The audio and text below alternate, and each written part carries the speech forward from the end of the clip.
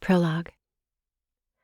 There were some who came to LaDura, or to where they thought LaDura should be, with copies of the Jesuit maps and codes.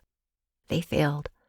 Many others came with different maps, different codes, or with nothing at all except the fever for gold and treasure. They too failed. Records have been kept since the 40s, and we know that each year at least 3,000 Americans cross the border in search of LaDura, and that 1,500 never return. The brutal terrain, Indians, bandits, the drug cartels, illness, murder, and the inability to live off the land. Endless dead ends, false trails, just a few of the reasons for failure.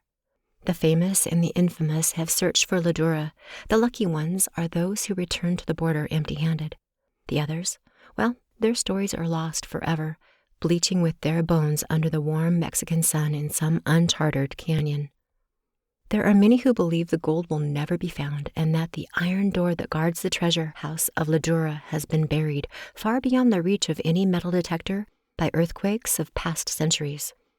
There is a story that the Apaches have told since LaDura became a dream. It is said that somewhere there is a gold chain, and on that chain hangs a medallion that was made from the gold of LaDura.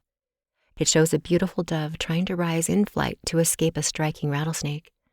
Could the legend be true? Could this medallion be the key to the world's greatest known treasure?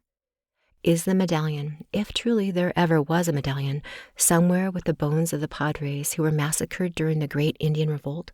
Or did it ever really exist? There is a story told around campfires on both sides of the border of a medallion, coated with dust, that hung forgotten in a pawnshop window in Magdalen. Could it be? The tales are endless and varied, but the one told most often is the story of an old Spanish family who knows where the medallion is hidden, and they have... 1,000 pardons, Senor. You know that so much is legend, but for a moment, let us suppose this story is fact. We know that the Padres were stealing from the King of Spain.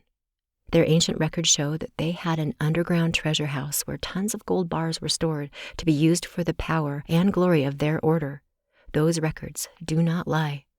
We do know that these Jesuits invented codes that even today we are unable to decipher. And yet, if one had the medallion and could locate a true copy of the Padres' maps, there was a rumor, a tale told in whispers, a story that exists without hard facts, one that I first heard in a little cantina somewhere south of Suapai. A strange story about a woman and 4 men who had somehow obtained the lost medallion and an ancient map. The details are hazy at best. It seems they went into the mountains, and there the trail ended. Somewhere in old Mexico, high in the trackless Sierra Madre, far beyond the reach of all known high-tech equipment, the greatest treasure of all awaits discovery. Who really knows?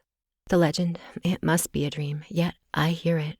I have heard it many times before. In the hush before the dawn, at high noon when the desert is hot and still, or when fever racks my body and sweat drenches me like summer rain.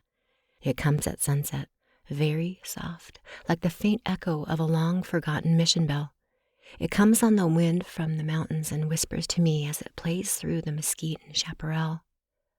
Come, come to LaDura. Come to the gold of LaDura. You see, something deep inside tells me it is not a dream. It can't be a dream. But who really knows, Senor?